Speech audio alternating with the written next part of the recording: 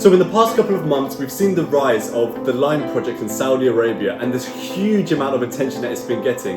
People's opinions, what they like, what they don't like, what they think will work and what they think won't work. And in today's video, I'm going to dive deeper into the Line project and see what it's all about.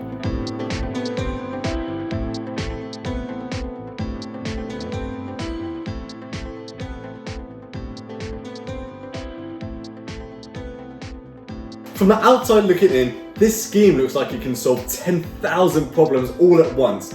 But is it just a hyped up project that all architecture students dream of designing, or is there a real meaning behind it?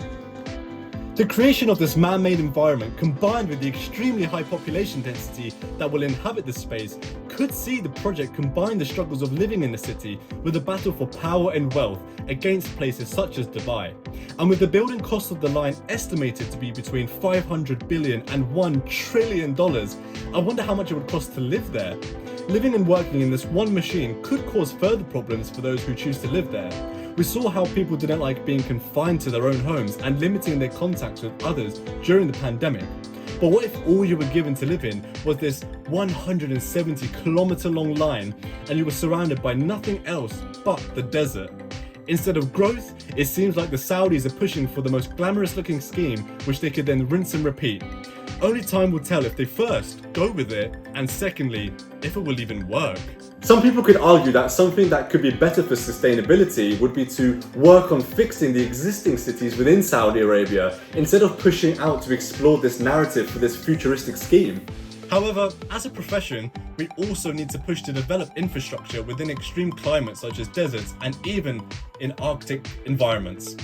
With the way things are going in the world, a bigger emphasis on resilient design is needed, and we need to take a much more serious approach. The two external walls covered in this one big sheet of glass is worrying, more so the amount of heat that's going to be directly reflected off it and causing further strain on the surrounding environment. And should future developments begin to be built around the line, how would they be designed to adjust to having all of that heat and light hitting them? With the tight spaces shown in the renderings and fly-throughs, it's really hard to see how the vegetation is going to get watered and how there is enough space for it to grow over the coming years without either becoming ruined or impacting the structure of the scheme as a whole. Could it get to a point where we begin to see people and the systems within the line actually become the cause of its destruction? The line is said to house advanced technology which includes AI and even the development of a faster transportation system which allows people to get from one side of the scheme to the other in just 20 minutes. That's a 170-kilometer long journey in just 20 minutes. And to me, that is just crazy.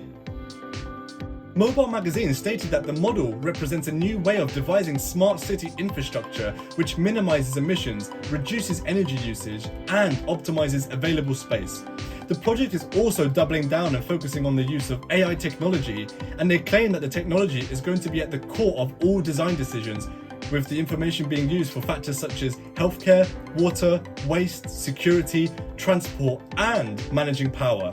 I think it's just unbelievable how all of these aspects are being designed and constructed with, albeit a very long structure. However, the width of the scheme shows a pretty compact area in relation to all the built features they aim to design, such as residential, commercial, leisure, education, and healthcare.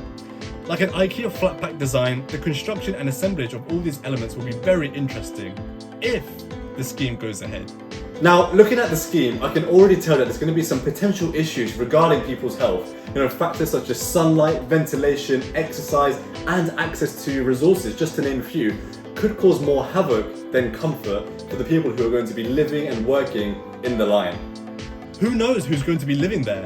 Will the Saudi government offer a scheme to all current residents to leave their homes to go and live in the line? Or will there be a greater emphasis for the global rich to pack up and move to the desert? And going back to the extreme heat of the desert, the line will have to come up with a solution to cool down the internal environment so that the scheme, which aims to house 260,000 people per square kilometer, doesn't end up making one large sauna. In my opinion, I feel like this is just the beginning and that we can expect more projects like this to come about around the world. And after going through this project and understanding what it's going to include and what the scheme will look like, I really like the direction the profession is moving towards. In architecture school, we're asked to design and develop extreme projects that push design to a different level, and of course, through using what exists now in the built environment, we can choose which elements we want to take for our own work. but a stronger emphasis on factors such as sustainability, resilience, and up-to-date technology advanced spaces to meet the needs of humans from all continents around the world is really needed. And as we transition into this new phase of architecture, it's really exciting to see not only what we will produce, but how people will be living and what the world will look like in the coming decades. I wonder how people who don't study architecture or engineering feel about this project. Like, would you want to live in a space designed like the Line? Do you feel that a project like this is being too outlandish and too extreme for what the world is going through, and if it's actually necessary? Or do you love the idea of pushing the boundaries for how architecture can provide alternative environments for human inhabitants? I hope you've enjoyed this video, and hopefully by me going through the Line project, it's opened your eyes more into what the industry will be heading towards for international projects all around the world, and the potential for more of these schemes to be designed in different countries. Thank you so much for watching. I'll see you in the next video.